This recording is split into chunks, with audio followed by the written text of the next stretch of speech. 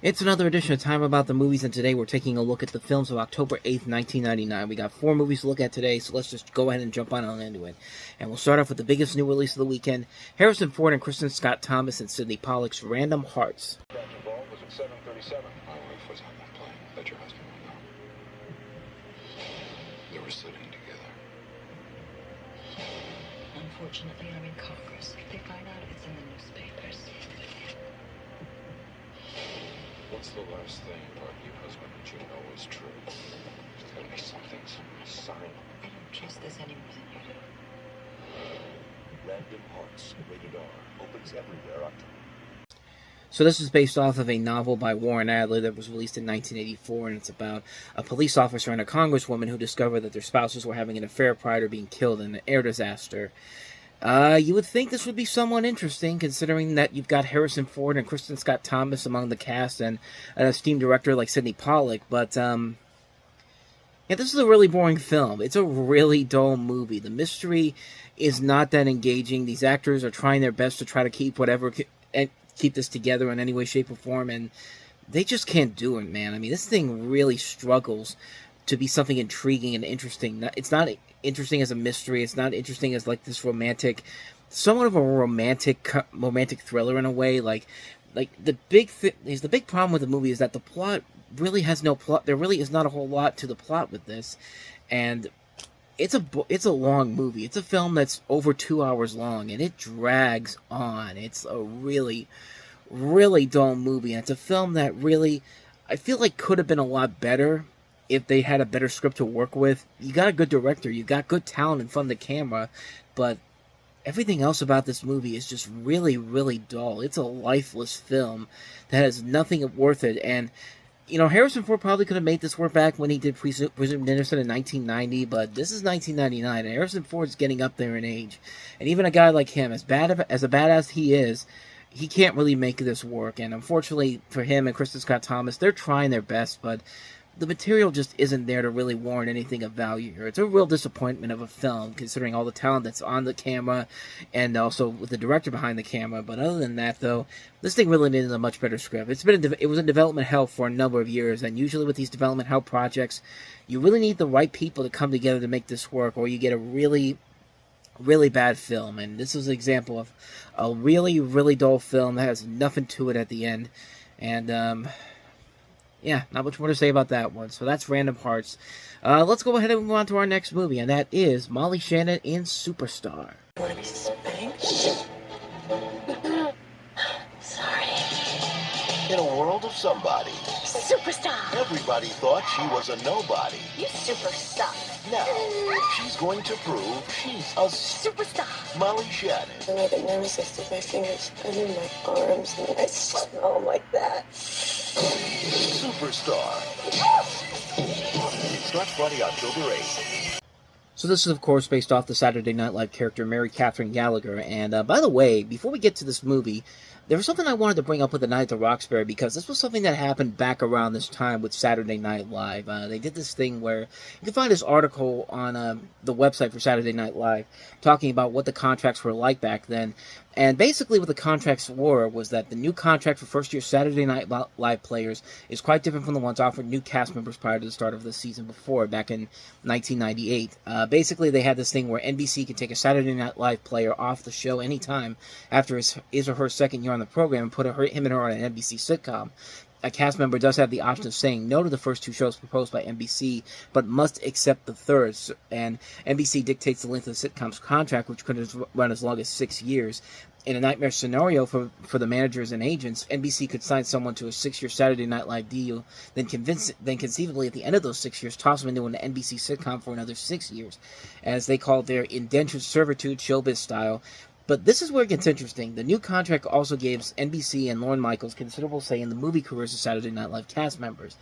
Under its terms of the Saturday Night Live Films Company, which put out Night at the Roxbury, and it's also a co-production with Paramount, NBC, and Lorne Michaels, they have a 3-movie option and would pay the stars set $75,000 for the first film, $150,000 for the second, and $300,000 for the third. Those rates used to be negotiated at higher rates, and the network can also pay a star similar rates to say no to a movie being made at another studio. And basically the quote here is that now you can tell I'm sorry you can't do the Fairley Brothers $10 million movie. You have to do this SNL fart movie for $75,000. That's the quote from one of the managers there. So this was a very interesting time when it comes to those type of things. There was a longer story to this, but unfortunately I can't find the full details on the deal. But it's really, really weird on how that played out. But anyway, talking about Superstar. Superstar is based off of, like I said, the recurring SNL character by Molly Shannon, Mary Catherine Gallagher, who's a sardonic caricature of an unpopular teenage Catholic schoolgirl. She's prone to comically severe mood swings, alternatively hyperactive and ponderous. She suffers from stage fright, but is also hyper-competitive. She once engaged in a sing-off with Whitney Houston in one of the Christmas sketches they did for SNL. And egomaniacal, believing she's a superstar, and she was considered the first breakout star of the show. And here you have the story where all she wants to do is be kissed soulfully. That's her dream. She decides she can realize her dream that if she becomes a superstar. So her prayers, her fantasies, and her conversations with her other friends focus on achieving superstardom. Her big chances of school talent competition. Her main competition is Evian, played by Elaine Hendricks, who's the school beauty, and is Dancing with Sky, played by Will Ferrell, the object of Mary Catherine's kiss dream. Mary Catherine gets some talent show help with her fellow special education students, her grandmother, and Jesus himself, and inspiration from sequels in her past, watching are Sky, Evian, and a silent classmate. I mean, the plot is really stupid, but the plot of A Night at the Roxbury is also pretty dumb too. But they were at least self-aware with how bad it was in many of those scenes in that film. Here, it's self-aware, but there's not really any funny jokes to really work with to make it work. It's not like the film isn't trying to put some good comedy there, but just nothing is really working here. There are good setups, but there's no real payoffs. They kind of take the cheap way out. And the biggest problem the movie has is that you don't have any good laughs in a comedy that's not meant to be taken seriously at all.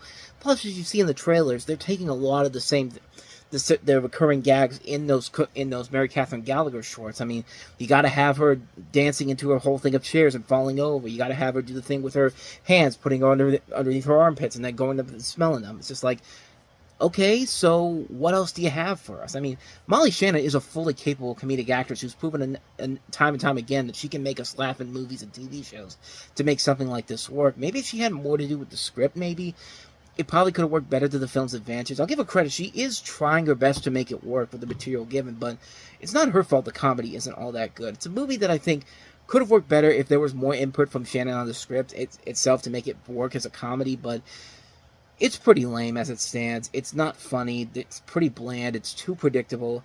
It's just a disjointed film that you feel like could have been a whole lot better, and it just really isn't. It's a real disappointment of a film. Like I said, I kind of wish there was more to it, but so that's Superstar. So let's go ahead and move on to our next movie, Steven Soderbergh's The Limey, starring Terrence Stamp.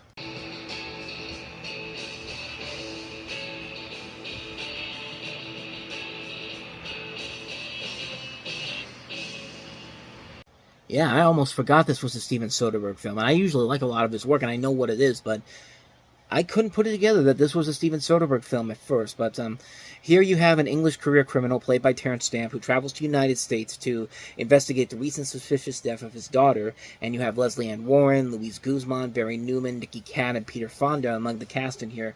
Len Dobbs is the writer of this film. He also is the guy that he wrote Dark City last year, and yeah, this is kind of an underrated film, and you honestly do forget that this is indeed a Steven Soderbergh movie. But that's really the great thing about Steven Soderbergh is that he usually can make all these different movies, and you can rarely tell that it's his movie until you see his name in the credits. It's just like, yeah, that's something that I never really expected from this. That this was actually one of his films, and it's one that took me a long time to really get to see because, like I said, I had no idea this was one of his movies, But yeah, it's kind of an underrated little gem. It's a film that really shows Terrence Stamp's potential as a leading actor. Leslie Ann Warren's given a good performance. You got Peter Fonda, Louise Guzman, Nancy Leneran, Melissa George, just Bill Duke.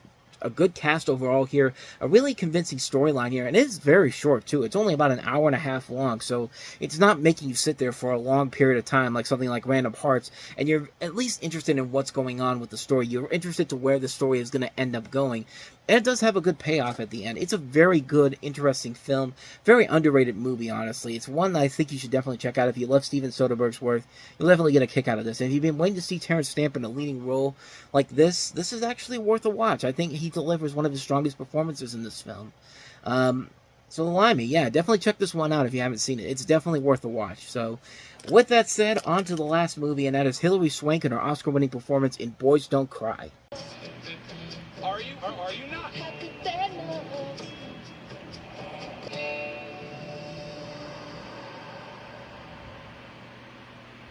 So Hilary Swank plays this this trans man, Brandon Tina, who we've actually talked about him before. He's actually been the subject of a couple of other films, most notably the Brandon Tina story, which we looked at in the documentary last year, actually, in 1998.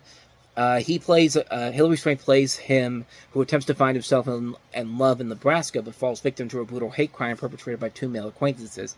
And you have Chloe Sevigny as his girlfriend, Lana Tisdale. And like I said, this is something that we kind of delved into in with the documentary that came out the year before. But this is the one that, like I said, won Hilary Swank won her Academy Award for Best